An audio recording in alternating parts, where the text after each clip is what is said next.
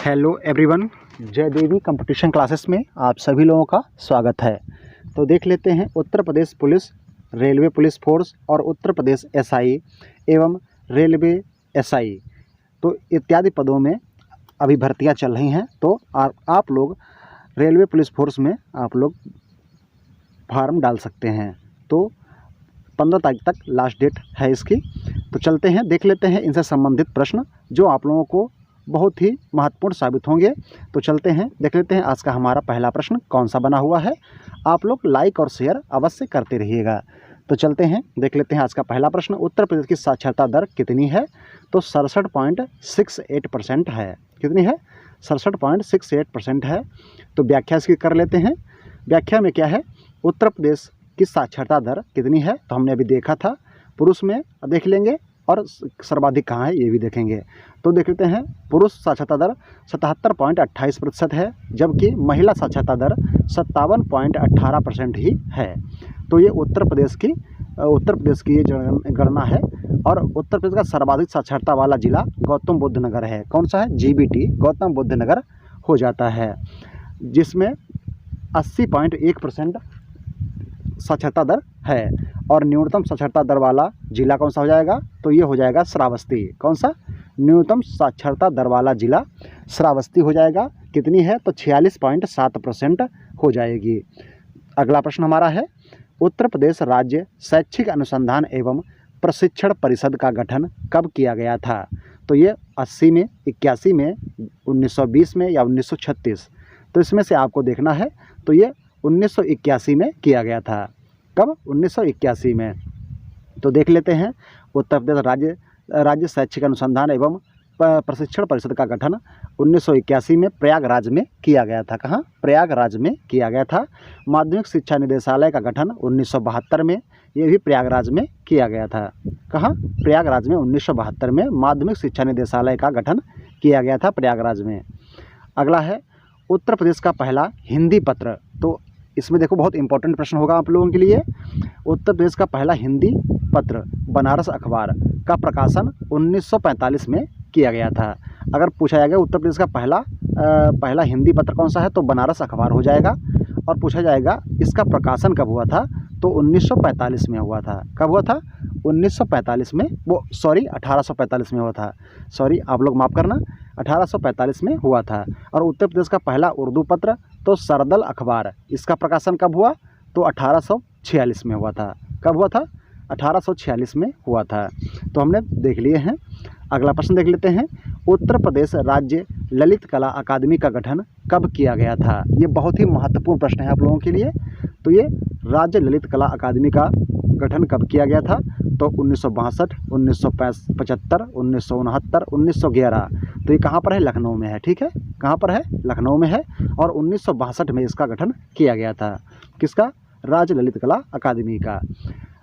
अब देखते हैं इसकी व्याख्या। तो व्याख्या में हमने क्वेश्चन आप लोगों के लिए कई रखे हैं जो आप लोगों के पेपर में अगर आते हैं तो वहाँ से फंस ही जाएंगे। ठीक है, तो राज्य ललित कला अकादमी का गठन 1962 में लखनऊ में किया गया था। कहाँ? 1962 में लखनऊ में किया गया था। अगर पूछते हैं भारतीय नाट्य अकादमी का गठन तो 1975, और ये भी कहाँ है? ये भी लखनऊ में है। कहाँ पर? लखनऊ में है।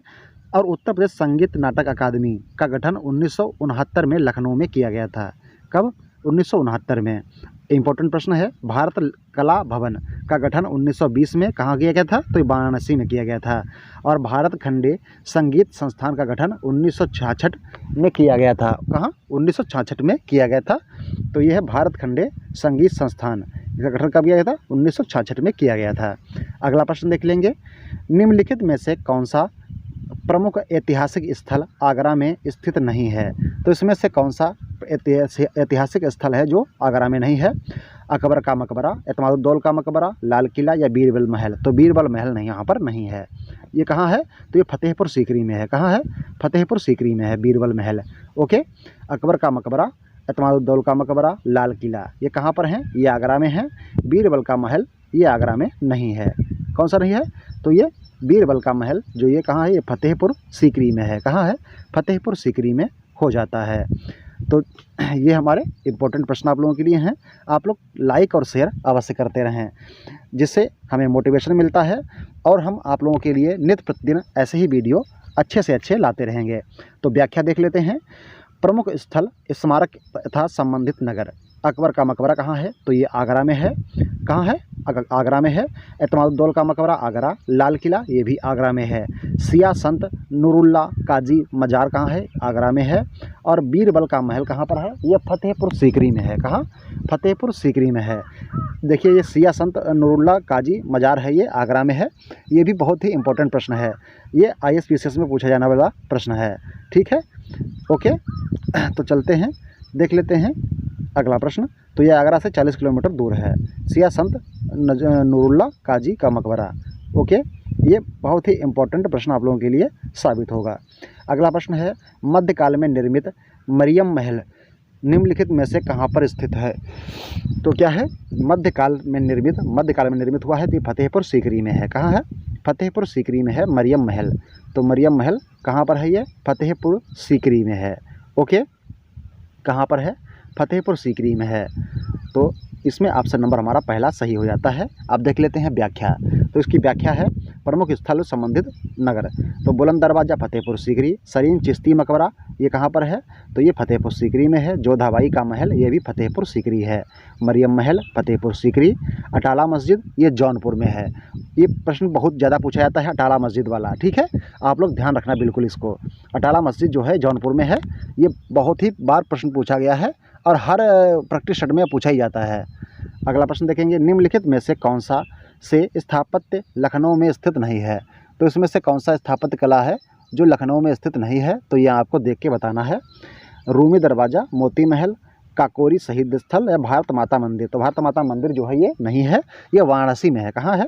वाराणसी में हो जाता है। तो ये कहाँ है? वाराणसी में है। और रूमी दरवाज़ा, मोती महल, काकोरी शहीद स्थल ये सब लखनऊ में है। कहाँ पर हैं? लखनऊ में स्थित हो जाते हैं।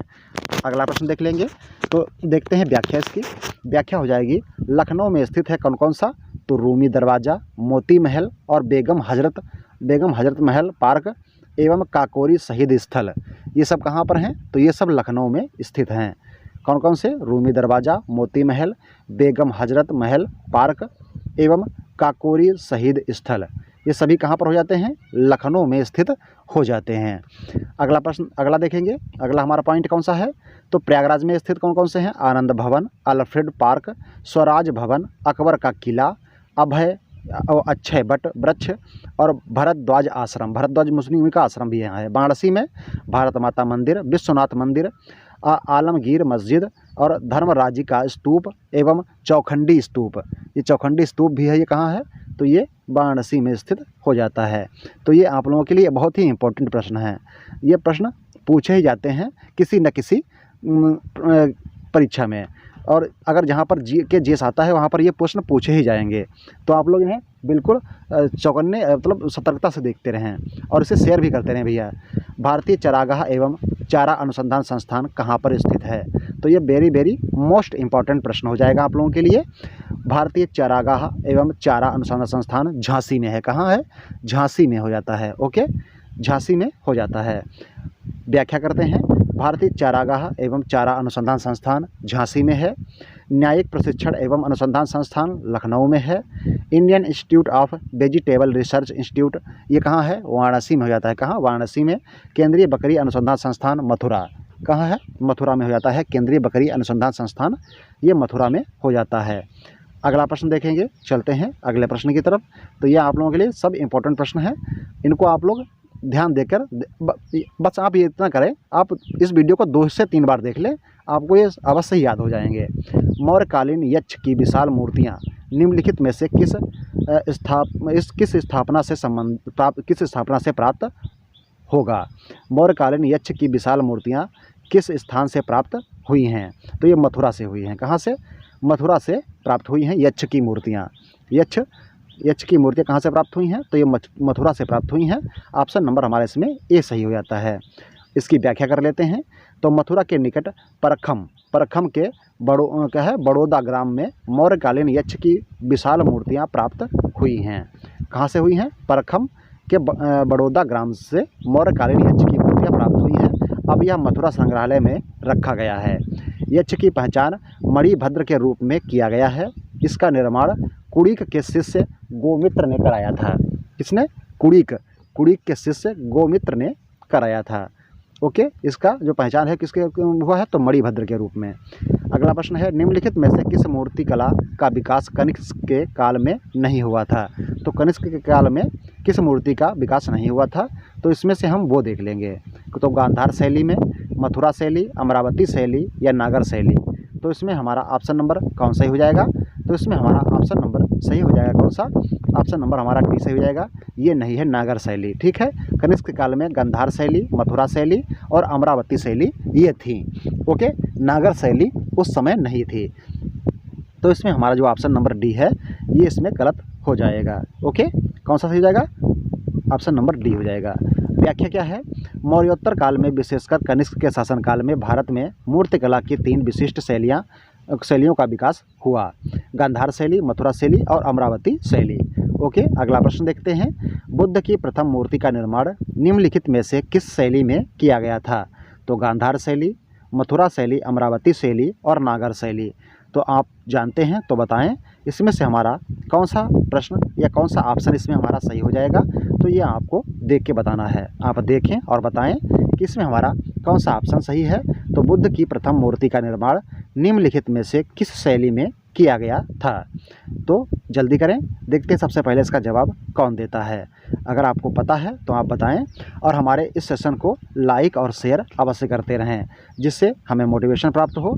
तो प्रथम मूर्ति का निर्माण किस शैली में किया गया था ये आप लोग बताते हैं। तो इसमें मथुरा शैली हमारा ऑप्शन बी सही हो जाएगा। कौन सा? ऑप्शन नंबर बी सही हो जाएगा। प्रथम मूर्ति का निर्माण जो है ये मथुरा शैली में मिला था। व्याख्या क्या है? बुद्ध की प्रथम मूर्ति मथुरा शैली में बनी है। यह मूर्तियां प्रायः बलुआ और चित्तीदार पत्थरों से निर्मित हैं। गांधार शैली में बुद्ध को प्रायः राजकुमार की भांति दर्शाया गया है। मथुरा शैली में निर्मित कनिष्क की एक सिरविहीन खंडी पाषाण मूर्ति प्राप्त हुई है। कैसी? तो ये मथुरा शैली में कनिष्क की एक सिरविहीन खंडी पाषाण मूर्ति प्राप्त हुई है, जिसमें सिर नहीं है और नीचे का धड़ पाया गया है। ठीक है, किसमें? तो ये मथुरा शैली में पाया गया है। तो अन्य शैलियों में पाया गया है, इसलिए हमारा ऑप्शन नंबर बी सही हो जाएगा। ओके, मथुरा शैली। अगला प्रश्न हमारा देख लेते हैं। दशावतार मंदिर उत्तर प्रदेश के निम्नलिखित में से किस जिले में स्थित है? बहुत बार प्रश्न पूछा गया है। ये जीके जीएस का बहुत ही इंपॉर्टेंट और बहुत ही बार पूछा जाने वाला प्रश्न है, तो आप लोग इसे रट लीजिएगा। तो ये ऑप्शन नंबर 20 में हो जाएगा। दशावतार मंदिर प्रक्रिया का आरंभ गुप्त काल में हुआ। मंदिरों के निर्माण में सर्वप्रथम ईंट का प्रयोग गुप्त काल में ही हुआ था। यह मंदिर देवगढ़ जनपद ललितपुर में स्थित है। कहाँ पर है? ललितपुर में स्थित है, देवगढ़ जनपद ललितपुर में। यह मंदिर पंचतायन शैली से निर्मित है। तो हमने देख लिया सर्वप्रथम इस जो मंदिर में ईंटों का प्रयोग हुआ था। ठीक है, और ये किस शैली में है? तो ये पंचायतन शैली में है। किस शैली में है? पंचायतन शैली में है, जिसमें विष्णु को शैया पर लेटे हुए दिखाया गया है। ओके, तो ये विष्णु भगवान को समर्पित है और पंचतायन शैली से संबंधित है। दशावतार का मंदिर, और इसे गुप्त काल के शासनकाल में आरंभ किया गया था। और ये कहाँ है? तो देवगढ़ जनपद ललितपुर में अवस्थित है। कहाँ पर है? देवगढ़ जनपद ललितपुर में। ओके, पंचतायन शैली और विष्णु की इसमें शैया पर लेटी हुई प्रतिमा का है। भीतर गांव का मंदिर, ये भी बहुत बार पूछा गया है। कानपुर, जौनपुर, लखनऊ, वाराणसी। तो इसमें हमारा प्रश्न कौन सा ऑप्शन सही हो जाएगा? तो भीतर गांव का मंदिर निम्नलिखित में से कहाँ पर है? तो ये कहाँ पर है? तो ये भीतर गांव कानपुर में है। व्याख्या देख लेते हैं। भीतर गांव मंदिर उत्तर प्रदेश के कानपुर में स्थित है। कोहम का मंदिर देवरिया जनपद में स्थित है। इस मंदिर का निर्माण स्कंदगुप्त के शासनकाल में हुआ था। यहाँ से 5 जैन तीर्थंकरों की मूर्तियों की स्थापना का उल्लेख मिलता है। ओके, 5 तीर्थंकरों के मूर्तियों के स्थापना का उल्लेख यहाँ पर मिलता है। तो कहाँ? स्कंदगुप्त के शासनकाल में इसका आरंभ हो गया था। कहोम का मंदिर ये देवरिया जनपद में स्थित है। कहोम मंदिर, तो आप लोग ध्यान रखना इसको, बहुत ही इंपॉर्टेंट प्रश्न ये भी हो जाएगा। कहोम का मंदिर है। कहोम का मंदिर कहाँ है? ये तो देवरिया जनपद में है, स्कंदगुप्त के शासनकाल में इसे बनाया गया था और 5 जैन तीर्थंकरों की मूर्तियों की स्थापना का उल्लेख यहाँ पर मिलता है।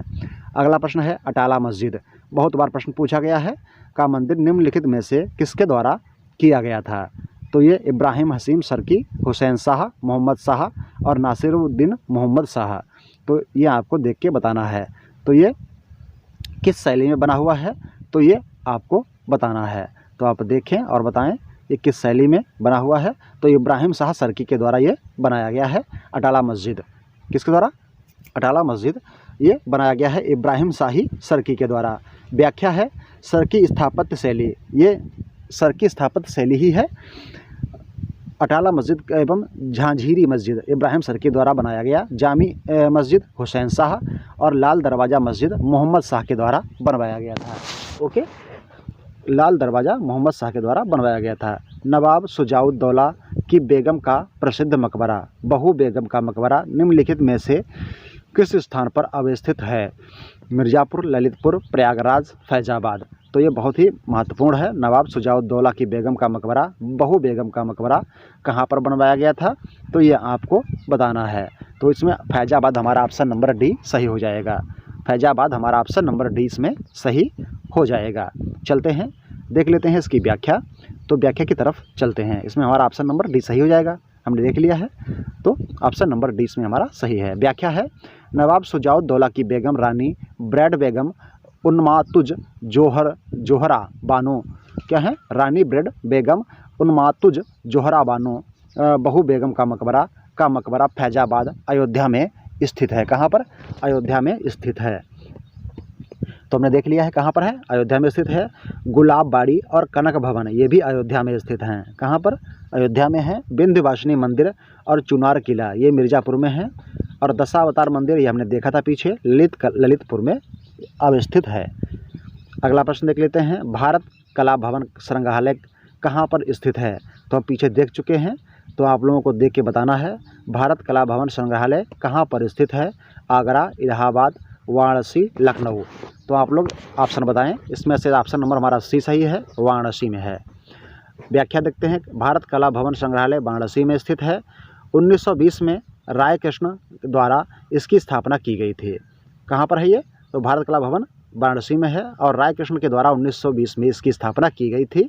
चित्रकला के विकास में इसका महत्वपूर्ण योगदान है। मोतीलाल नेहरू बाल संग्रहालय लखनऊ में स्थित है। इसकी स्थापना 1957 में की गई थी। वेरी वेरी इंपॉर्टेंट प्रश्न है। कैसा है? वेरी वेरी इंपॉर्टेंट प्रश्न है। तो ये मोतीलाल नेहरू बाल संग्रहालय 1957 में इसकी स्थापना लखनऊ में की गई थी। कहाँ पर? लखनऊ में। ओके, कहाँ पर की गई थी? लखनऊ में इसकी स्थापना की गई थी। अगला प्रश्न है, कामदगिरी पर्वत उत्तर प्रदेश में निम्नलिखित में से किस जिले में स्थित हैं? कामदगिरी पर्वत उत्तर प्रदेश के निम्नलिखित में से किस जिले में स्थित हैं? अयोध्या, चित्रकूट, बांदा, बाराबंकी। तो इसमें से हमारा ऑप्शन नंबर सही है बी, चित्रकूट। कहाँ पर? चित्रकूट में स्थित हैं कामदगिरी पर्वत। उत्तर प्रदेश के निम्नलिखित में से किस जिले में स्थित हैं? तो चित्रकूट जिले में स्थित हो जाते हैं। व्याख्या है अयोध्या कनक भवन, चित्रकूट में कौन सा है? तो कामदगिरी पर्वत, बांदा में कालिंजर दुर्ग। कौन सा है? बांदा में कालिंजर दुर्ग। ओके, इंपॉर्टेंट प्रश्न है। बाराबंकी में देवा शरीफ। कौन सा है? देवा शरीफ है। और जालौन में 84 गुंबद। कौन सा है? 84 गुंबद, ये भी इंपॉर्टेंट प्रश्न है। मुरादाबाद में जामा मस्जिद। कौन सा है? जामा मस्जिद। और बिठूर कानपुर, यह महर्षि वाल्मीकि आश्रम यहाँ पर है। कहाँ? बिठूर में महर्षि वाल्मीकि का मंदिर है। सांडी पश्चिम बिहार उत्तर प्रदेश में निम्नलिखित में से किस जिले में स्थित है? रायबरेली, इलाहाबाद, संत कबीर नगर, हरदोई। तो इसमें से हमारा ऑप्शन नंबर कौन सही है ये आपको देखना है और बताना है। तो ये हरदोई में है। सांडी पश्चिम बिहार उत्तर प्रदेश के हरदोई में है। अगला है व्याख्या, समस्तपुर पश्चिम बिहार 1987 में बना, यह रायबरेली में है। सांडी पश्चिम बिहार 1990 में बना, ये कहाँ है? हरदोई में है। ओके, कहाँ है? हरदोई में है। और बखीरा पश्चिम बिहार 1990, संत कबीर नगर समान पश्चिम बिहार, ये भी 90 में मैनपुरी में है। और पार्वती अरगा पश्चिम बिहार 1990, ये भी गोंडा में है। कहाँ है? गोंडा। अगला प्रश्न देखते हैं, सुरहा ताल पक्षी विहार, जयप्रकाश नारायण पक्षी विहार इसका नाम है, उत्तर प्रदेश के निम्नलिखित में से किस जिले में स्थित है? बलिया, प्रतापगढ़, अलीगढ़ या आगरा? तो इसमें से हमारा ऑप्शन नंबर कौन सही हो जाएगा? तो इसमें हमारा ऑप्शन नंबर सही हो जाएगा ऑप्शन नंबर डी, वो ऑप्शन नंबर ए ही है, सही है। बलिया कहाँ पर है? सुरहा ताल पक्षी विहार बलिया में है। कहाँ पर है? बलिया में है। देखते हैं व्याख्या और भी बताते हैं आप लोगों को। विजय सारगी पक्षी विहार 1990 में स्थापना महोबा में हुई। पटना पक्षी विहार 1990 में स्थापना एटा में हुई। और सूर सरोवर पक्षी विहार 1991, सूर सरोवर पक्षी विहार 1991 ये कहाँ पर है? आगरा में है। आगरा में है। जयप्रकाश नारायण या सुरहा ताल पक्षी विहार 1991 बलिया। डॉक्टर भीमराव अंबेडकर पक्षी विहार 2003 प्रतापगढ़ में इसकी स्थापना हुई। लाख बहोसी पक्षी विहार 1988 कन्नौज में इसकी स्थापना हुई। और नवाबगंज या शहीद चंद्रशेखर आज़ाद पक्षी विहार 1984 में उन्नाव में इसकी स्थापना हुई थी। कहाँ पर? उन्नाव में 1984 में इसकी स्थापना हुई थी। तो ये इंपॉर्टेंट प्रश्न आपके हैं। आप लोग लाइक और शेयर करना बिल्कुल ना भूलें। आप लोग लाइक और शेयर करते रहें। बरुआ सागर झील उत्तर प्रदेश के निम्नलिखित में से किस जिले में स्थित है? आगरा, रामपुर, शाहजहाँपुर, झांसी? तो ये झांसी में है। कहाँ पर है? बरुआ सागर झील झांसी में स्थित है। कहाँ पर है? झांसी में स्थित हो जाती है। देख लेते हैं व्याख्या। कीठम या सूर सरोवर झील आगरा में है। गौर झील रामपुर में है। कहाँ पर है? गौर झील रामपुर में है। बड़ा ताल या गोखुर झील शाहजहाँपुर में है। आप लोग भी याद कर लें शाहजहाँपुर वालों। बड़ा ताल या गोखुर झील शाहजहाँपुर में है। बरुआ सागर झील झांसी, कुंद्रा समुद्र झील उन्नाव, मदन सागर झील महोबा और टांडा दरी या दर्रागर्त झील मिर्ज़ापुर में है। ओके। अगला प्रश्न है, दरबन झील उत्तर प्रदेश के निम्नलिखित में से किस जिले में स्थित है? महोबा, बहराइच, फैजाबाद, बलिया? तो दरबन झील उत्तर प्रदेश के किस जिले में स्थित है? तो ये फैजाबाद जिले में स्थित हो जाती है। कहाँ पर? फैजाबाद जिले में स्थित हो जाती है दरबन झील। ऑप्शन नंबर सी हमारा इसमें सही हो जाएगा। देख लेते हैं व्याख्या। अन्य झीलें देख लेते हैं कौन कौन सी इंपॉर्टेंट हैं जो उत्तर प्रदेश में हो जाती हैं। तो दरबन झील फैजाबाद, सुरहा ताल झील बलिया, केरला झील लखनऊ, भरतपुर झील रायबरेली, राधा कुंड झील मथुरा, बेला सागर कृत्रिम झील महोबा, औंधी ताल बनारस, मोती झील कानपुर। औंधी ताल बहुत बार पूछी गई है, ठीक है, औंधी ताल। ओके। अगला प्रश्न है, बाग ए गुल अफसान या आराम बाग का निर्माण आगरा में निम्नलिखित में से किसके द्वारा कराया गया था? बाबर, हुमायूं, अकबर, शाहजहां? बाग ए गुल अफसान या आराम बाग की स्थापना किसके द्वारा कराई गई थी? 1528 में। तो ये बाबर के द्वारा कराई गई थी। किसके द्वारा? बाबर के द्वारा कराई गई थी। देख लेते हैं व्याख्या। बाबर ने 1528 में आगरा के आराम बाग में बाग ए गुल अफसान का निर्माण कराया गया था। बाबर के शासनकाल में मियाँ मीर बांकी ने अयोध्या में बाबरी मस्जिद का निर्माण कराया था। किसने? मियाँ मीर बांकी ने अयोध्या में ये मंदिर का निर्माण कराया था।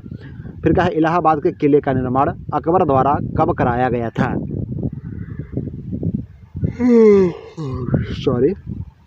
इलाहाबाद के किले का निर्माण अकबर के द्वारा कब कराया गया था? तो 1583 में कराया गया था। ऑप्शन नंबर बी हमारा सही है।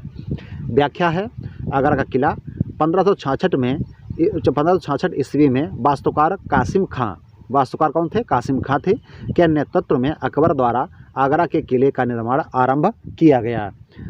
यह यमुना नदी के तट पर स्थित है। इसमें दो द्वार, पश्चिम में दिल्ली द्वार और पूर्व में अमर सिंह द्वार है। ओके। क्या है? दो द्वार हैं, जो पश्चिम में दिल्ली द्वार और पूर्व में अमर सिंह द्वार है।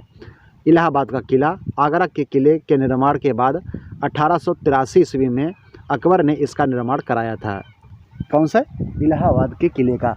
इलाहाबाद के किले का निर्माण किसने कराया था? तो ये अकबर ने ही कराया था। क्या है? आगरा के किले का निर्माण 1853 में अकबर के ने इसका निर्माण कराया था। अगला प्रश्न हमारा हो जाएगा, निम्नलिखित में से किस वास्तुकार के निर्देशन में फतेहपुर सीकरी नगर का निर्माण अकबर द्वारा कराया गया था? मियाँ मीर बांकी, वास्तुकार बहाउद्दीन वास्तुकार कासिम खां, इनमें से कोई नहीं। तो इसमें से हमारा ऑप्शन नंबर बी है, वास्तुकार बहाउद्दीन के द्वारा ही फतेहपुर सीकरी का निर्माण अकबर के द्वारा कराया गया था। व्याख्या है, फतेहपुर सीकरी आगरा से 40 किलोमीटर दूर पश्चिम में यह स्थित है।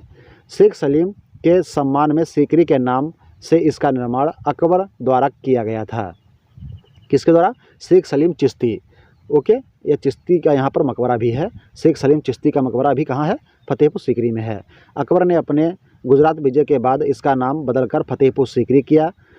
वास्तुकार बहाउद्दीन के निर्देशन में इस नगर का निर्माण 1571 ईस्वी में शुरू होकर 1585 में समाप्त हुआ था। कब हुआ था? 1585 में इसका जो है स्थापना समाप्त हुई थी। ये बनकर कंप्लीट हो गया था। अकबर द्वारा फतेहपुर सीकरी में हिरण मीनार का निर्माण अपने किस प्रिय पशु के स्मृति में बनवाया गया? प्रिय मृग, प्रिय हाथी, प्रिय घोड़ा, प्रिय शेर। तो प्रिय हाथी के स्मरण में बनवाया गया था हिरण मीनार। कौन सा?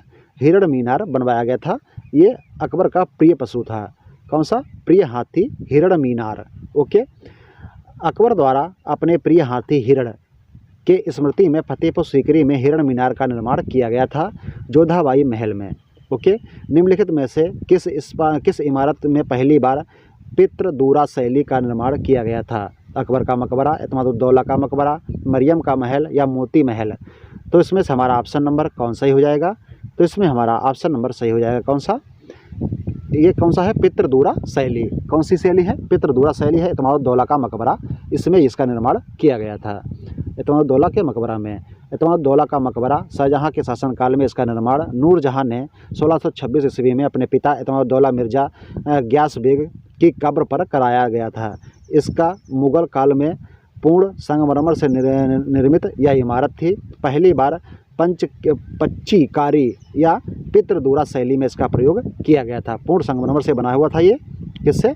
पूर्ण संगमरमर से बना हुआ था और पितृदूरा शैली से इसका प्रयोग, इसका निर्माण किया गया था। तो आप लोग सेशन को लाइक, शेयर और सब्सक्राइब करते रहिएगा। तो thank you, thanks for watching, have a nice day, good day, thank you, धन्यवाद। तो बड़ों का सम्मान करें, छोटों को प्यार दें, अपना व्यक्तित्व इस प्रकार से निर्मित करें कि आपके साथ में महिलाएं स्वच्छ, स्वस्थ और सुरक्षित महसूस करें। Thank you, thanks for watching, have a nice day, good day, thank you, धन्यवाद।